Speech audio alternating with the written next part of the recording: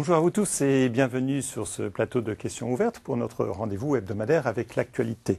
La question à l'ordre du jour de cette semaine, l'Église doit-elle tenir compte de l'opinion publique? Nous reposons cette question à la faveur de deux affaires d'excommunication qui ont fait couler beaucoup d'encre, on le sait. Tout d'abord, la levée des excommunications des évêques lefévristes faite par le pape et par ailleurs cette excommunication au contraire proclamée par l'évêque de Recife contre la mère de cette jeune brésilienne et contre les médecins qui avaient procédé à son avortement. Alors, l'Église à Rome, comme au Brésil, a-t-elle pour finir tenu compte de ces réactions, notamment dans les milieux catholiques, face à ces décisions prises? L'Église doit-elle, on le dit souvent, être à contre-courant du monde? Est-ce qu'elle doit tenir compte de l'évolution de la société?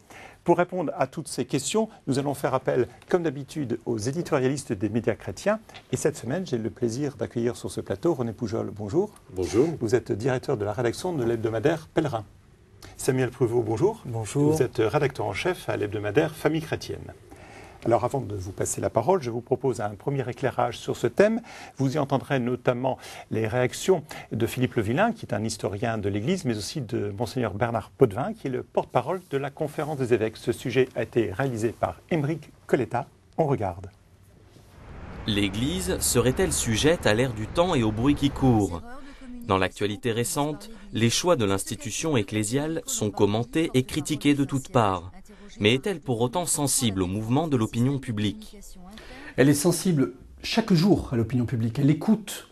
Elle a même la mission d'écouter. Elle se doit d'être attentive au mouvement d'une opinion qui, avouons-le, est passablement secouée par des quêtes de repères, des recherches très profondes de sens aujourd'hui.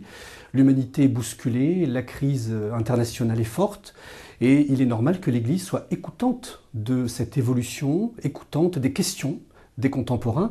L'Église n'est pas quelque chose une sorte d'entité qui se vivrait à part d'un monde. Elle n'est pas isolée d'un monde, elle est pleinement dans le monde et elle se doit d'exercer cette écoute au nom de sa mission. Philippe Le Villain est historien, spécialiste de l'Église. Pour lui, la situation actuelle est inédite et dépasse ce que Rome a connu pendant Vatican II. L'Église était sensible à l'opinion publique récemment d'une façon absolument inouïe. On ne pouvait pas s'attendre, après l'annonce de la levée des excommunications et ensuite avec l'excommunication prononcée par l'archevêque de Recife, que l'opinion publique se souleva à ce point-là et manifesta soit son étonnement, voire ses craintes dans le premier cas, et son indignation dans le second cas. On peut dire que même le mouvement de l'opinion publique en 1968, après la publication de l'encyclique Humanae Vitae, est peu de choses par rapport à ce qui s'est passé là, en janvier, et en février, début mars. Cependant, même si la conférence des évêques de France prône l'écoute et cherche à apaiser les esprits, elle entend rester fidèle à ses fondements. L'Église n'est pas seulement à l'écoute, elle a aussi un rôle à exercer. Elle a vraiment une mission d'évangélisation, elle a à proposer des repères, les repères éthiques qu'elle croit fondamentaux. L'Église n'est pas un caméléon.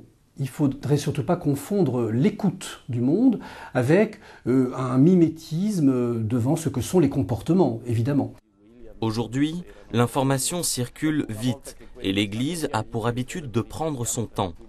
Il s'agit donc de savoir si ce mode de fonctionnement peut s'accorder avec la versatilité de l'opinion. Plus la crise sera profonde, je ne m'en félicite pas, hein, plus l'adaptation va venir, plus la communication va s'agencer entre le temps de l'Église et le temps des hommes, et que peut-être un mode de compréhension va s'élaborer, que pour le coup il appartient à comprendre des deux côtés. Je veux dire, il faut faire un effort pour être en empathie avec ce qui se dit, et de l'autre côté, un effort pour être clair vis-à-vis de ce qu'on dit. Se préoccuper de l'opinion n'est donc pas seulement un recueil de doléances, mais aussi un effort de pédagogie. L'Église peut-elle donc être comprise à l'extérieur, sans pour autant transiger avec la vérité, dont Jean-Paul II disait qu'elle n'est pas toujours conforme avec l'opinion de la majorité. René Poujol, Philippe Le Villain disait que ça fait plus de bruit aujourd'hui qu'au moment d'Humanae Vitae. Il a raison? Écoutez, je ne sais pas, je me souviens d'Humanae Vitae, tout à fait. On a dit, sous forme de plaisanterie, mais je ne sais pas si c'était une plaisanterie totale, que cette année-là, il y avait eu deux catastrophes, l'invasion de la Tchécoslovaquie par les Russes et Humanae Vitae. Mais je pense que si les réactions ont été moindres, enfin c'est l'analyse que je ferai spontanément, c'est peut-être parce que Humanae Vitae a surgi dans un monde catholique qui, à l'époque, on était au lendemain de Vatican II, était quand même forte je dirais, on n'avait pas connu encore, on était à la veille des crises dont on sait aujourd'hui qu'elles ont existé. Et donc peut-être que le fait qu'un certain nombre de catholiques, de fidèles, aient pu partir sur la pointe des pieds, j'en ai encore eu le témoignage d'un de mes proches récemment, disant qu'il avait rompu avec l'Église lors d'Humanité Vitae, a peut-être été moins perceptible immédiatement parce que les églises ont continué, malgré tout, à être remplies le dimanche. Et qu'aujourd'hui, les catholiques ont peut-être le sentiment que beaucoup de gens sont partis, pour des raisons ou d'autres, et qu'on n'a plus les moyens aujourd'hui de se payer une hémorragie de ce type-là. Et je dirais que dans la réaction, il y a peut-être une espèce de sursaut, de volonté de survie, peut-être pour l'Église, qui fait que la différence est perceptible. Samuel Pruvot, à la faveur des réactions de vos lecteurs, vous sentez que la crise est sérieuse? Il y a beaucoup de réactions chez vous? Il y a beaucoup de réactions et effectivement, on n'a pas un lectorat qui est monolithique. Et on voit effectivement que, aussi bien sur l'affaire Williamson, sur l'affaire de Recife, aujourd'hui sur l'affaire du préservatif au Cameroun, les lecteurs se posent des questions et parfois sont troublés, du moins devant la présentation qu'il aurait faite, et qui souvent est un peu beaucoup, voire totalement tronquée. Donc oui, effectivement, certains lecteurs sont troublés, et je pense que c'est légitime. En même temps, je pense que le rôle du journaliste, c'est d'essayer d'éclairer, et donc on essaye de donner des clés de lecture sans céder à l'extrême pression médiatique. Et je vais dire quelque chose qui est très, très connu, mais l'Église joue, c'est comme une musique, il y a plusieurs notes, il y a plusieurs registres. Dans le registre de l'Église, il y a aussi le registre prophétique. Il y a un registre qui n'est pas biblique qu'elle pourrait utiliser, moi je souhaite qu'elle l'utilise le moins possible, c'est le registre politique. Un bon politique dit ce que l'opinion veut entendre. Ou alors si jamais il ne veut pas dire ce que l'opinion veut entendre, me semble-t-il, ne sera pas élu. Enfin, je ne suis pas politique, mais c'est ce que j'ai compris. Alors, par contre, le registre prophétique, et pardonnez-moi, le registre prophétique, c'est prendre le risque parfois de dire quelque chose de différent, voire de dire le contraire de ce que les interlocuteurs voulaient entendre. Forcément, en allant en Afrique, le rêve du journaliste de France 2, je pense que le pape a été plus loin que le fantasme du journaliste de France 2 qui a posé sa question dans l'avion. Le journaliste de France 2 se dit, bon, j'ai une chance sur 1000 qui reprennent la question, et après j'ai une chance sur 1 million qui disent ce que le pape a dit. Et ça, je trouve que c'est prophétique. On se souvient, puisque le même événement, en quelque sorte parallèle, était survenu au moment du voyage de Jean-Paul II en Ouganda, et la fameuse, en effet, la fameuse formule sur l'usage du préservatif, à la différence près, en effet, que Jean-Paul II avait été moins clair, n'avait pas utilisé à proprement parler le terme, alors que là, bien entendu, en répondant à cette question du journaliste, Benoît XVI l'a explicité. Alors, vous faisiez allusion, et vous utilisiez le qualificatif de tronqué. Alors, prenons d'abord ce premier point. Est-ce que vous voulez dire par là qu'il y a d'abord la faute des récepteurs? Il y a l'émetteur Benoît XVI, l'émetteur archevêque au Brésil, l'émetteur le Vatican à propos de l'affaire Williamson. Est-ce que vous voulez dire qu'il y a d'abord un défaut de réception? C'est ça que vous voulez dire? Sans faire le procès, bien sûr, des confrères, mais pour qu'on soit clair. C'est-à-dire que les affaires sont tellement complexes, et à juste titre dans le reportage on insistait sur l'accélération de l'information. Il est très difficile quand l'information va vite de pouvoir tout détailler. Par exemple dans l'affaire de Recife que j'ai eu l'occasion de travailler sur place au Brésil, forcément il faut quasiment une enquête policière pour commencer à démêler les choses, et forcément, que ce soit aux pèlerins ou à la famille chrétienne, on est sommé de dire ou du moins d'écrire quelque chose tout de suite. Et nous ne sommes pas, ni René Poujol ni moi-même, des policiers.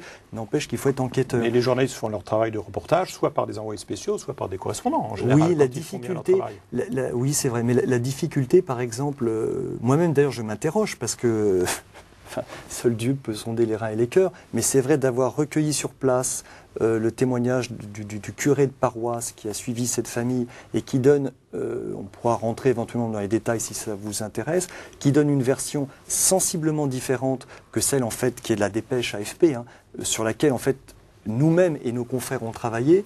Mais effectivement, là, il y a un élément tronqué. Je vous donne juste un exemple. Moi, quand je suis parti dans l'avion, je lisais le Figaro, je lisais La Croix, et en gros, il y avait une mère et une fillette. Bien, on ne va pas dire que c'est pas dramatique, c'est plus que dramatique. Cependant, c'était présenté comme, en tout cas dans le monde, c'était présenté comme ça, une mère seule contre une institution réactionnaire et qui se défend sur la question de l'avortement. qui se bat pour que sa fillette avorte, forcément vu les circonstances. Sauf que la réalité, c'est que si ce prêtre dit vrai, elle se battait pour que sa fille garde ses enfants. Alors, entre nous, il y a deux choses. Il y a la théologie morale, c'est une affaire dont on peut discuter. Par contre, la réalité des faits, alors attention, là, ce n'est pas une question d'opinion, c'est une question d'enquête et de matérialité des faits. Et là, je pense qu'il ne faut pas tricher comme journaliste. Ce n'est pas parce qu'on a des idées et des convictions qu'il faut tordre la réalité. Il faut avoir le courage de regarder la réalité. Je voudrais que René Poujol parle, parce que là, il y a en effet un certain nombre de propos tenus par Samuel, donc pour que vous puissiez répondre notamment sur le caractère information tronquée ou pas, et ce qui s'est passé notamment à Récif. Attendez, moi je crois qu'il faut vivre dans le monde réel. Le monde réel, c'est le monde de l'Internet, c'est le monde de l'immédiateté. Vous évoquiez notre confrère qui a posé la question au pape dans l'avion, donc sur la question des préservatifs, sur le pape, sur l'avion qui a mené le pape en Afrique, au Cameroun. Le pape, vous l'avez souligné, était libre de retenir la question ou de ne pas retenir la question. Quand on lit le libellé de la question qui lui a été posée, à aucun moment le journaliste ne l'a interviewé sur le préservatif. Il lui a simplement demandé, vous, très Saint-Père, qui allez mettre vos pas sur une terre qui est marquée par le sida, quelle est la parole que vous allez prononcer? Et c'est le pape de sa propre initiative qui a parlé de préservatif. Personne n'a obligé le pape à parler de préservatif. Il faut quand même être naïf, excusez-moi, avec tout le respect que je lui dois, pour s'imaginer que parlant de préservatif dans le contexte médiatique actuel, ce n'étaient pas les 3 mots qui allaient être sortis et qui allaient faire le tour de la planète en 10 heures de temps. Que derrière, dans la durée, des journalistes fassent leur enquête, bien sûr, mais le pavé dans la mare, c'est quand même le Vatican qui a décidé de le lancer. De même que le pavé dans la mare sur l'excommunication, quoi que vous ayez pu vérifier a posteriori sur place, c'est quand même un évêque qui a décidé que, alors que les choses pouvaient être réglées d'une manière pastorale entre des prêtres et la famille en question ou les médecins, qui a décidé qu'il n'y avait pas de risque à mettre ça sur la place publique. Et il s'étonne après d'avoir en retour le boomerang que l'on a connu.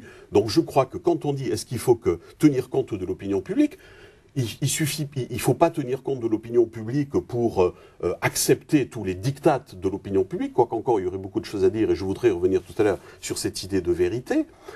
Mais encore faut-il tenir compte des lois de la communication. Le pape reconnaît lui-même, et je m'en arrête là, il a reconnu des dysfonctionnements.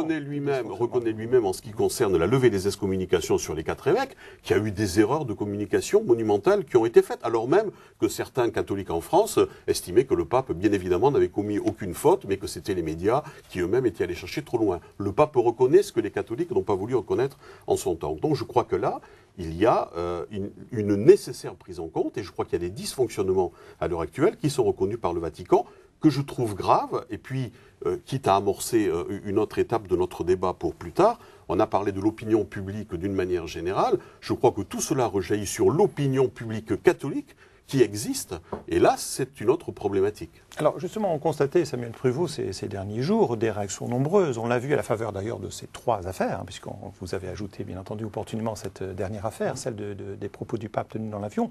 On a assisté à des réactions à la fois nombreuses, mais aussi variées, c'est-à-dire des laïcs, mais aussi des évêques, des prêtres, en France, en Suisse, en Autriche, en Allemagne. Est-ce que c'est un fait nouveau qui donnerait à penser qu'on va peut-être en effet échanger sur ce thème? Il y a une opinion publique qui se réveillerait. Comment vous qualifiez ces réactions? C'est vrai, vous avez raison, il y a une mondialisation, à la fois accélération et mondialisation des faits. Je rejoins René Poujol sur l'opportunité, sans doute dans la tête de l'archevêque de Récif, de mettre cette affaire tragique sur la place publique, et c'est vrai qu'elle a été après fortement relayée, et de fait cette histoire brésilienne. Parce qu'il y a eu des évêques en France et même à Rome, il y a eu des évêques qui ont été assez critiques sur cette décision de l'archevêque du Brésil. C'est vrai, donc c'est vrai qu'il y a une mondialisation des informations, mais à la limite, ça je pense que ça nous appartient, aucun de nous 3 peut retenir ce phénomène qui est une des multiples facettes de la mondialisation. Par contre, ce qu'on peut retenir, et là je reviens, tant pis je m'enferre sur le caractère tronqué, je donne un autre exemple, pas Récif, je donne l'exemple du Cameroun qui est le plus récent. On a recueilli hier, puisqu'on a donc quelqu'un, on a une agence sur place, et puis on a une journaliste dans l'avion du pape. Et je dis qu'on est tenté, je n'accuse pas bien sûr le pèlerin, mais nous serions tentés, ou certains confrères seraient tentés, de montrer l'indignation l'indignation occidentale, française, devant les propos du pape. Moi, je voudrais juste lire une phrase, c'est pas très long, c'est une phrase d'un Africain, c'est une phrase d'un Africain. C'est une phrase d'un Africain. Cet Africain, c'est l'archevêque de Dakar, qui dit une chose, et qui s'adresse à nous, aux auditeurs de KTO, aux Occidentaux. Africains qui parlent aux Occidentaux. Je demande aux Occidentaux de ne pas nous imposer leur unique et seule façon de voir sur le préservatif, hein, c'était la question. A martelé le cardinal sénégalais Adrien Sarr. Et il termine, dans des pays comme les nôtres, l'Afrique, l'abstinence, c'est vrai que ça fait rigoler tout le monde en France, eh bien, pour le cardinal Sarr, non. L'abstinence et la fidélité sont des valeurs qui sont encore vécues. Avec leur promotion, nous contribuons à la prévention contre le sida. Et je voudrais terminer avec une chose qui me semble véritablement une contre-vérité, c'est tronqué.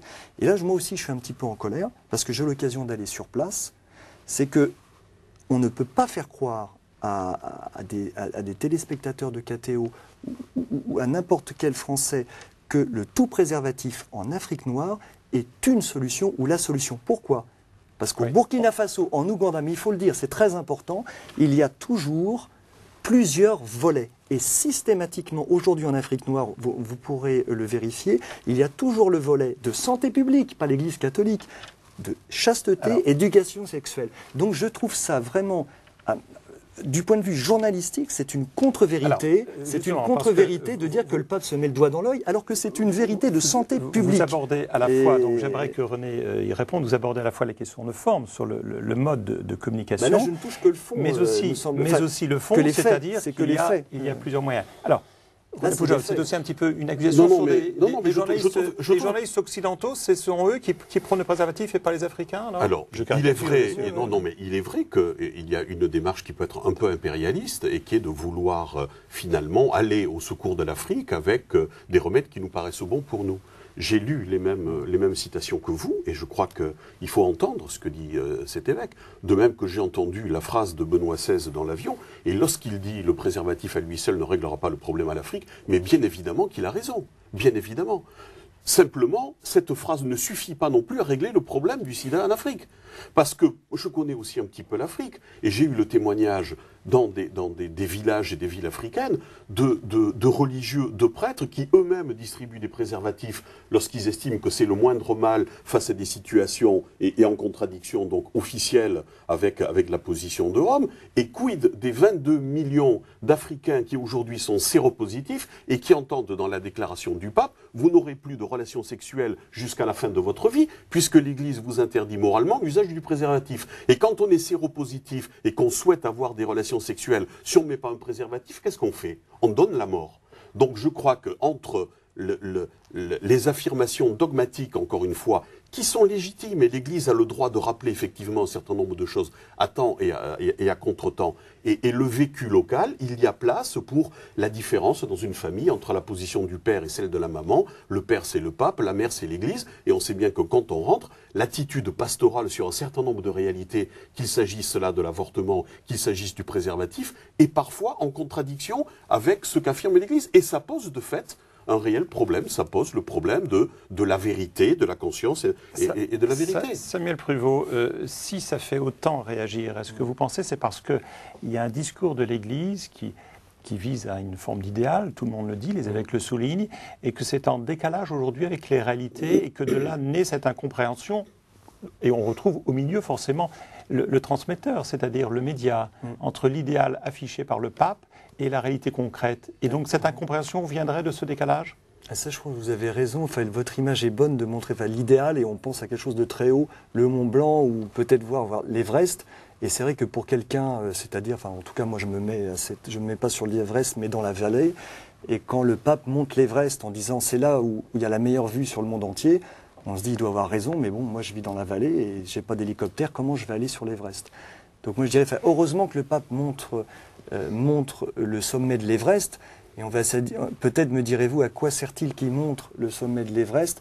si seul lui-même peut y aller, enfin, s'il s'adresse quand même à toute l'humanité. Quand le cardinal Ray, à propos de l'affaire de l'excommunication au Brésil, donc je vous rappelle, j'aurais un scoop à vous donner, que je n'ai pas pu écrire, mais je voudrais bien le donner à Cathéo, parce que je n'ai pas le droit de l'écrire. Je vous redonne la parole quand le cardinal Ray, pour résumer, qui est ministre en quelque sorte responsable des évêques au Vatican, quand le cardinal Ray a en quelque sorte approuvé, dans un premier temps, au Vatican, cette décision d'excommunication à l'encontre de la mère brésilienne, quand il dit que l'Église n'a pas à suivre les modes ou les humeurs du comment. Les modes ou les humeurs du moment. Vous pensez, René Poujols, c'est ce genre de formule qui passe pas? Je crois que cette formule ne passe pas, effectivement. Vous savez, ma dernière lecture, ça remonte à avant-hier, c'est pas le livre de Samuel Pruvot qui est au-dessus de la pile et que je vais lire très rapidement, mais c'est un livre du cardinal Ratzinger, qui est publié chez Bayard, dans ma maison d'édition, et qui est un recueil de conférences que le cardinal Ratzinger avait donné en 1990 sur le thème de l'Église. Et je vous invite à le lire parce que c'est tout à fait passionnant. Et le dernier chapitre est articulé autour des deux idées de conscience et vérité. Et pour faire bref, l'idée du cardinal Ratzinger est de dire chacun a en soi, chaque baptisé a en soi, cette petite semence qui a été déposée au jour de son baptême et qui fait que nous avons un petit peu l'intuition en nous-mêmes de ce qui est le bien et le mal. Hein.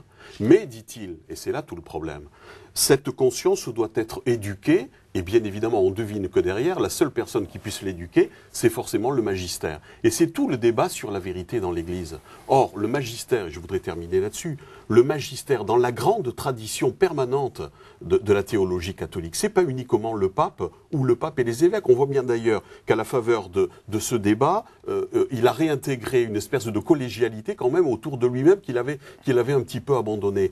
Lorsque des chrétiens, des baptisés, qu'ils soient laïcs, qu'ils soient prêtres, qu'ils soient religieuses, qu'ils soient évêques, au fond d'eux-mêmes, par rapport à un certain nombre de situations, comme la situation au Brésil, ressentent qu'il n'y a plus de lien entre ce qu'ils entendent de l'Église et ce qu'ils ressentent profondément de l'Évangile, je crois qu'à ce moment-là, ils ont également raison et je crois qu'on est dans cette espèce de décalage où Rome prétend avoir l'unique vérité et vouloir l'imposer aux chrétiens qui ont aussi un peu la vérité. Je faisais signe à Samuel parce que je suis désolé, mais le temps, comme on dit, nous étant imparti, il est temps maintenant justement de passer à notre rubrique à la une.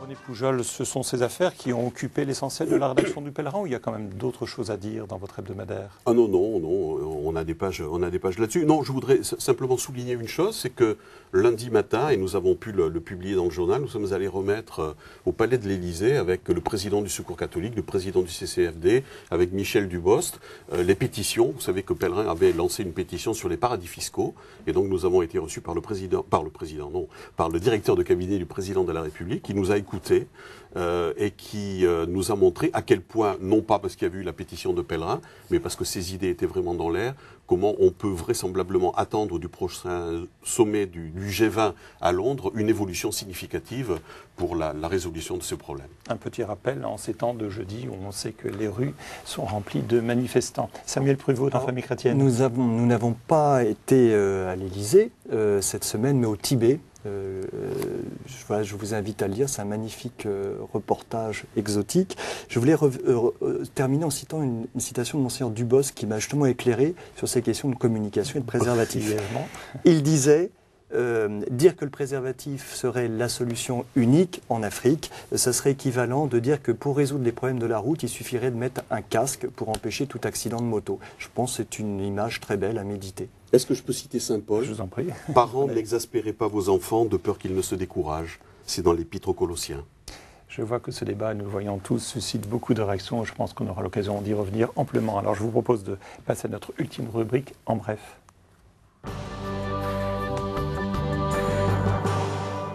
Naturellement, cette actualité que nous venons d'évoquer éclipse le reste. Alors, moi, de mon côté, j'avais envie aussi d'amener ma pierre à ce débat. Et j'ai choisi une citation, celle de Monseigneur Fisichella, qui est le président de l'Académie pontificale pour la vie. Alors, on pourrait dire, tiens, pourquoi n'a-t-il pas été le premier à réagir au moment de cette fameuse affaire du Brésil? Eh bien, je pense qu'en tout cas, il est utile aujourd'hui de le citer.